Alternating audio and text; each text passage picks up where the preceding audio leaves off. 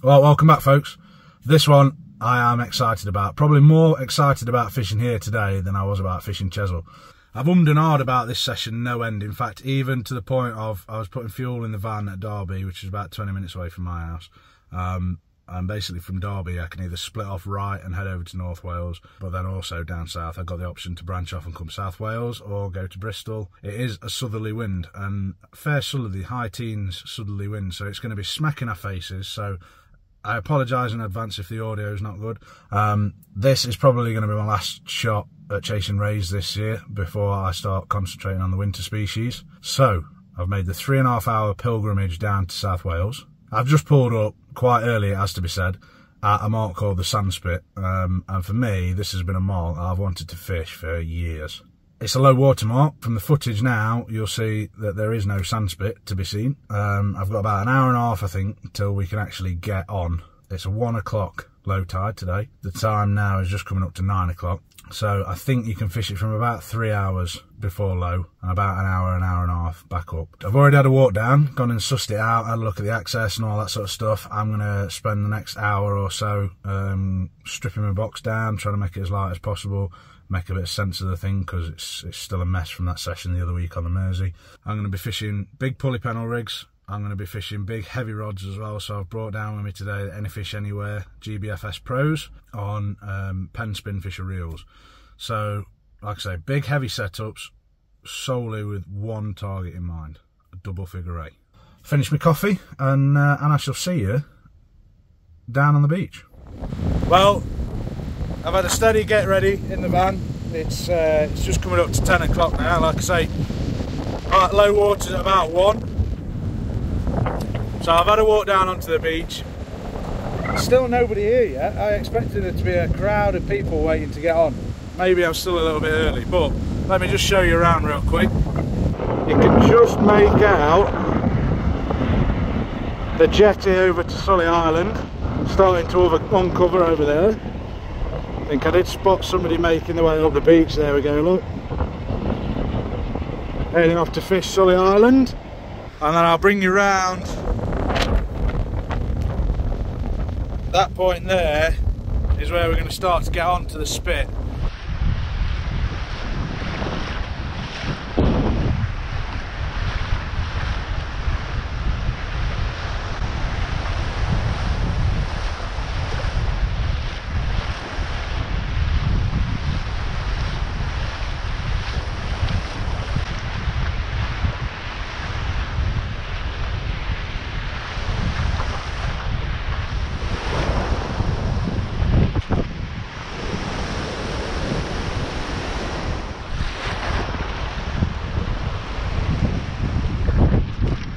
Ah, it's come unclipped.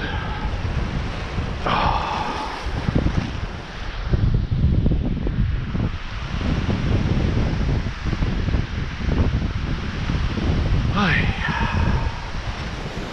Well, finally we're all set up. The time now,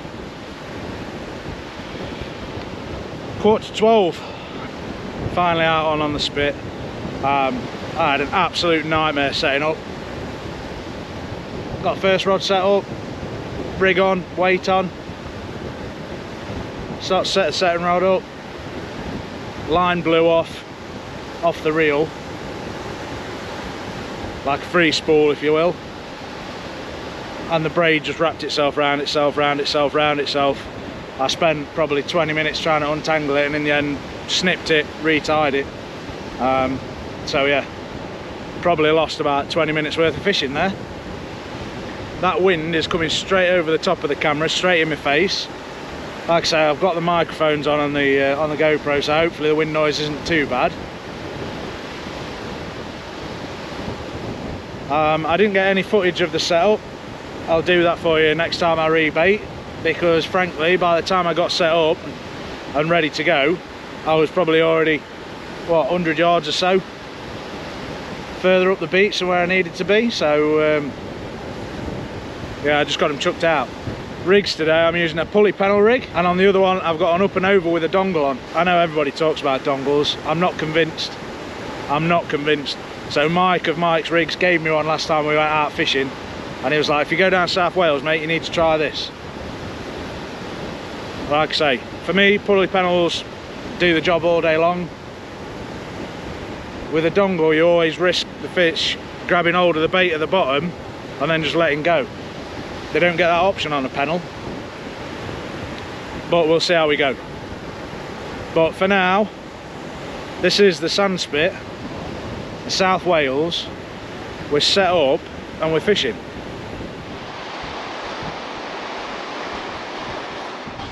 So here we have the running up and over dongle rig, and that right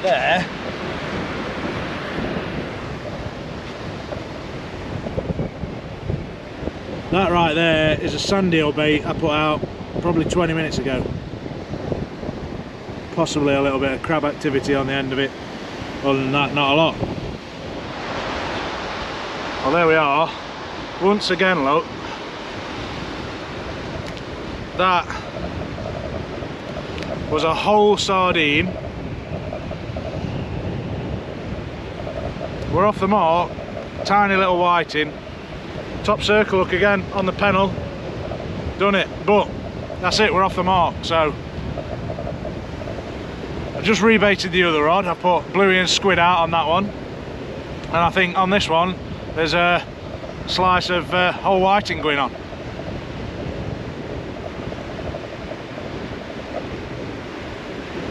And I'm pretty sure this rod stand's just rattled with another good bite on the other rod, on that bluey and squid on the dongle. Anyway, let's get this guy sorted, get some fresh bait out there.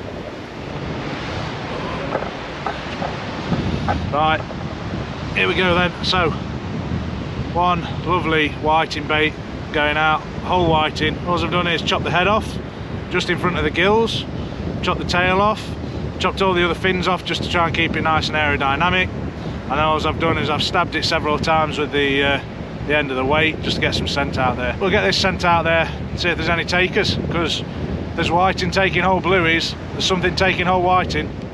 Well, I'm going to claim this as a world's first, because so far in this session, apart from that little whiting, it's all I've got going for me. But I'm confident in saying I'm possibly the only person to have ever done this. I've actually emptied, completely finished, a roll of elastic. I haven't lost it, I haven't thrown it in the bin, I haven't left it somewhere, it's not got wet and I've ended up chucking it. I've actually finished it. So I'm going to swap out now to the Innova medium elastic, re-spool this. I reckon that is probably my biggest achievement this year. I'm proud of that. So now that we're set up and I'm a little bit more chilled out, the rods are out in the water, let me show you around a little bit. So essentially this over here is where we access the beach from. I don't know if you can see it, but the sandbar behind me, it's probably about, well, I'm 6'4", I'd say that's probably a good 3 or 4 foot drop. And then behind that there's another channel. And now as the tide's going out, we'll fish the sandbar back down. And yeah, varying opinions of people. Some people are saying you get no more than 90 minutes, some people are saying as soon as the tide turns. Essentially my plan today, because there's a few other guys on here fishing who are regulars and know what they're doing, once the tide starts to turn, I'm going to start packing stuff away, and then no more than an hour after low water I want everything ready so I can just grab my rods and go, just to be safe. And like I say, I'm going to fish it for as long as possible because we're so late getting set up. Right, I might regret doing this, but I'm starting to get a bit peckish, so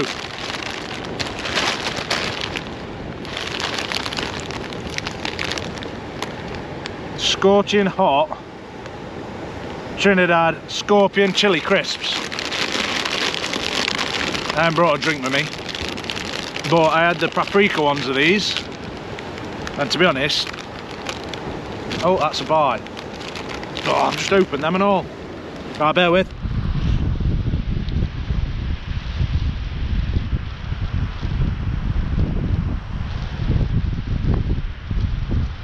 Now this is that whole whiting on the pennel rig.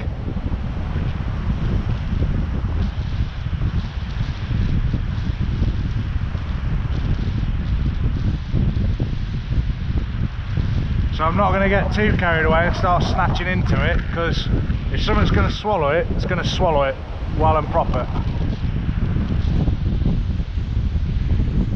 So I'm just going to take my time with it.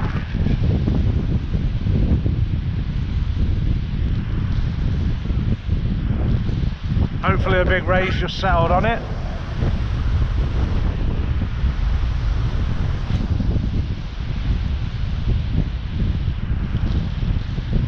Just feel, every now and again I can just feel a little pluck. And as you can see from that angle, I think is my arse, so stand sideways a little bit.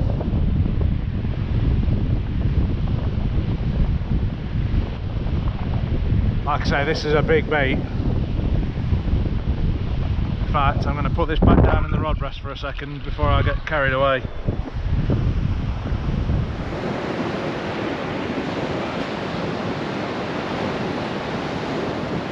Let's go back to my crisps. Now, these were crisps, they're probably just mush now because I've literally just thrown them straight in my box. Slammed the lid shut on them. There's something still, just having a little touch on that whiting.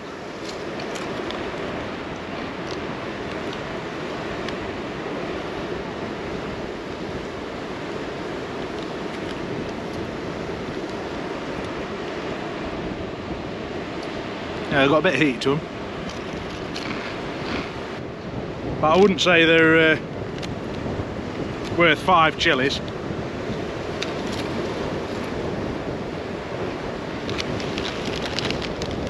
Come on, fishy.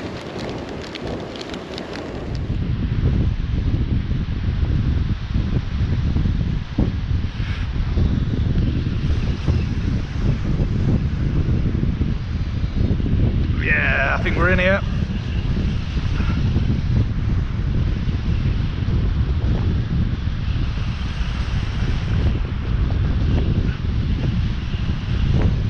I think we're in.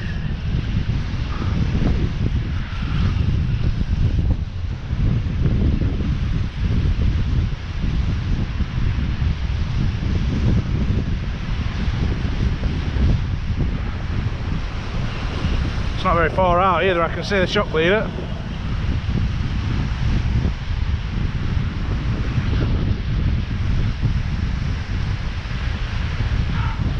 I think it's going to be a doggy, innit? No, it's an eel.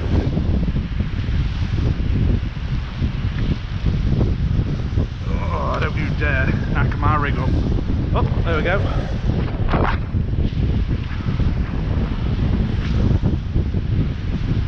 Well, that was nice and easy anyway. Oh, I caught it, yeah. It's just literally just let go, look. Made a right mess of that, but... We fucked that right up, haven't we? Yeah, I'm going to have a look at it. Well then. There we have it. Off the mark. Let's get him down the beach. Ugh. Slippery little sods. Get him into some water. That way, pal. Now, where are you going? Other way. Turn you round. Go on then, get your gun. Away. Ah, not the target, but it's another species anyway. Made a right mess of me whiting. So, let's have a look at this then. See if we can salvage anything on here. Yeah, we've actually, for an eel, not done bad at all with that rig. So, I'll keep that on. Keep that on. And that's the mess he's made of me whiting. Could have kept that. Birds can have that.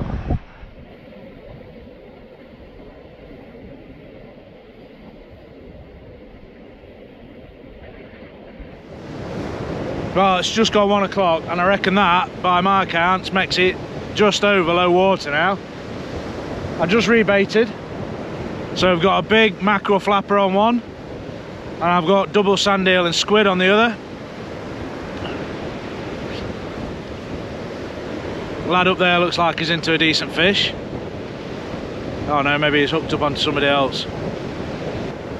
I don't know if you'll make it out in the GoPro or not. I'll film it on my phone for you. But that wind is definitely picking up. The sea is picking up as well. Casting is an absolute nightmare. I'm probably casting no more than 60 yards.